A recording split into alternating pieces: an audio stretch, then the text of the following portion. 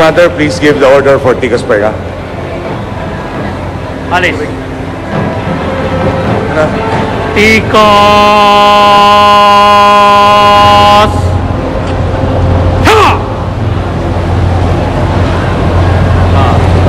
His Excellency Jose Ramos Horta, members of the Diplomatic Corps, Vice President Jejomar C. Binay, former President Fidel Valdez Ramos, former President Joseph Ejercito Estrada, Senate President Juan Ponce Enrile and other members of the Senate, Speaker Prospero Nograles and other members of the House of Representatives, members of the Supreme Court, special envoys and members of the Diplomatic Corps, local government officials, distinguished guests, mga minamahal kong kababayan.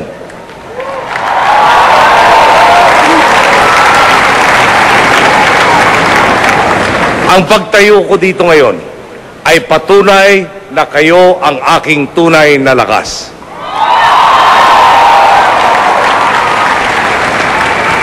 Hindi ko inakala na darating tayo sa puntong ito na ako'y manunumpa sa harap ninyo bilang inyong Pangulo. Hindi ko pinangarap maging tagapagtaguyod ng pag-asa at tagapagmana ng mga suliranin ng ating bayan. Ang layunin ko sa buhay ay simple lang. Maging tapat sa aking mga magulang at sa bayan bilang isang marangal na anak, mabait na kuya at mabuting mamamayan.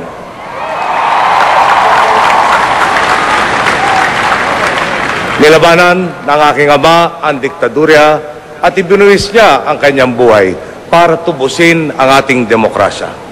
Inalay ng aking ina ang kanyang buhay upang pangalagaan ang demokrasyang ito.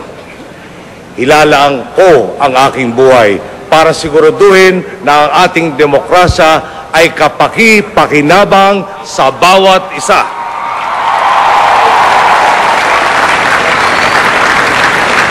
Namuhunan na po kami ng dugo at handang gawin ito muli kung kakailanganin. Tanyag man ang aking mga magulang at ang kanilang mga nagawa, alam ko rin ang problema ng ordinaryong mamamayan. Alam nating lahat ang pakiramdam na magkaroon ng pamahalaang bulag at bingi. Alam natin ang pakiramdam na mapagkaitan ng hustisya, na mabaliwala ng mga taong pinagkatiwalaan at inatasan nating maging ating tagapagtanggol. Kayo ba ay minsan ring nalimutan ng pamahalang inyong inuluklok sa pwesto? Ako rin. Kayo ba ay nagtiis na sa trapiko para lamang masingitan ng isang naghahari-hariang diwangwang sa kalsada? Ako rin. Kayo ba ay sawang-sawa na sa pamahalang sa halip na magsilbi sa taong bayan ay kailangan pa nilang itong pagpasensyahan at tiisin? Ako rin. Katulad ninyo ako, marami na sa atin ang bumoto gamit ang kanilang paa. Nilisan na nila ang ating bansa sa kanilang paghahanap ng pagbabago at katahimikan. Tinis nila ang hirap. Sinugod ang pangarib sa ibang bansa dahil doon may pag-asa kahit kaunti na dito sa atin ay hindi nila nakikita.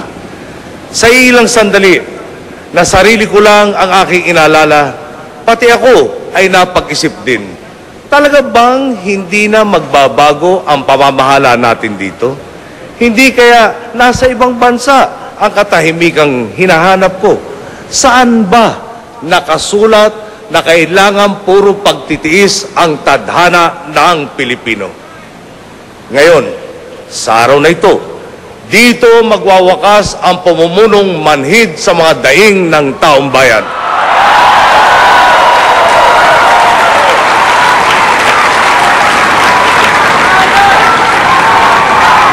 Hindi si Noynoy ang gumawa ng paraan. Kayo ang dahilan kung bakit ngayon magtatapos na ang pagtitiis ng sambayanan. Ito naman po ang umpisa ng kalbaryo ko. Ngunit kung marami tayong magpapasa ng krus, ay kakayanin natin ito, gaano mang kabigat. Sa tulong ng wastong pamamahala sa mga darating na taon, may ibsan din ang marami nating problema. Ang tadhana ng Pilipino ay babalik sa tamang kalagyan na sa bawat taon, pabawas ng pabawas ang problema ng Pinoy. Nagsusumikap at may kasiguruhan sila na magiging tuloy-tuloy na ang pagbuti ng kanilang sitwasyon.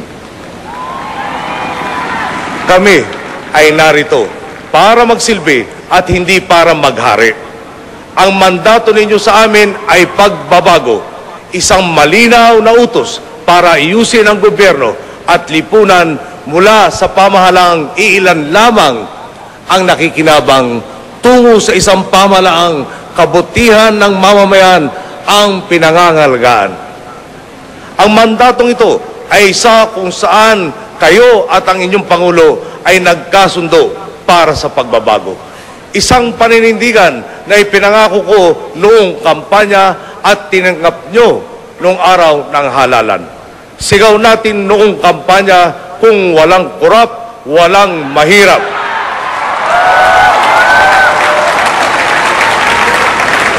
Hindi lamang ito pang slogan o pang poster. Ito ang mga prinsipyong tinatayuan at nagsisilbing batayan ng ating administrasyon. Ang ating pangunahing tungkulin ay ang magsikap na maiangat ang bansa mula sa kahirapan sa pamamagitan ng pagpapairal ng katapatan at mabuting pamamalakad sa pamahalaan.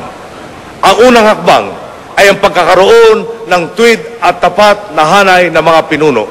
Magsisimula ito sa akin. Sisikapin kong maging isang mabuting ehemplo. Hinding-hindi ko sasayangin ang tiwalang ipinagkaloob ninyo sa akin.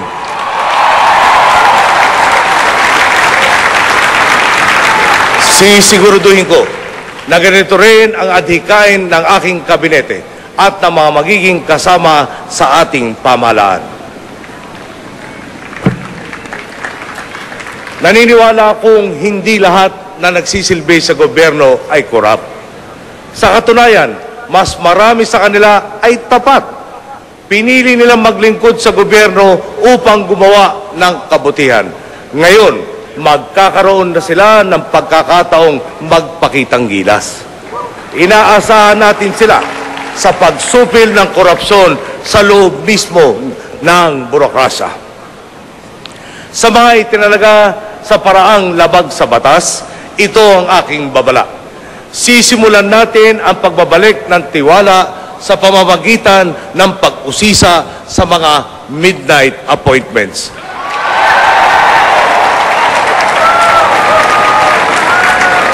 Sana ay magsilbi itong babala sa mga nag-iisip na ipagpatuloy ang baluktot na kalakarang nakasanayan na ng marami.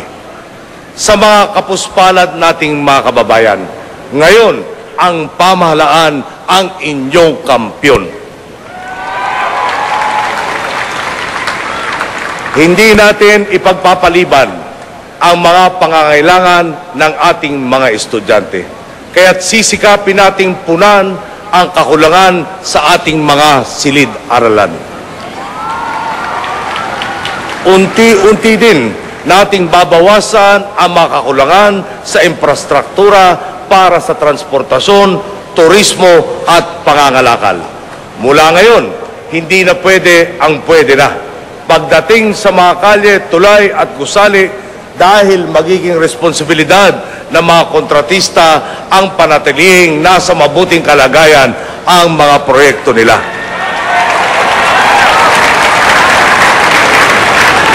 Bubuhayin natin ang programang Emergency Employment ng dating Pangulong Corazon Aquino sa pagtatayo ng mga bagong infrastruktura na ito.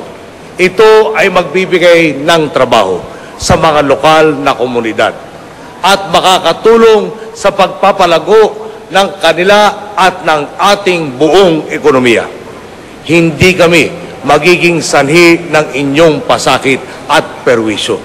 Palalakasin natin ang koleksyon at pupuksain natin ang korupsyon sa kawanihan ng Rentas Internas at Bureau of Customs. Para mapondohan natin ang ating mga hinaangad para sa lahat, tulad ng dekalidad na edukasyon, kabilang ang edukasyong bokasyonal para makapaghanap ng marangal na trabaho ang hindi makapagkolehiyo.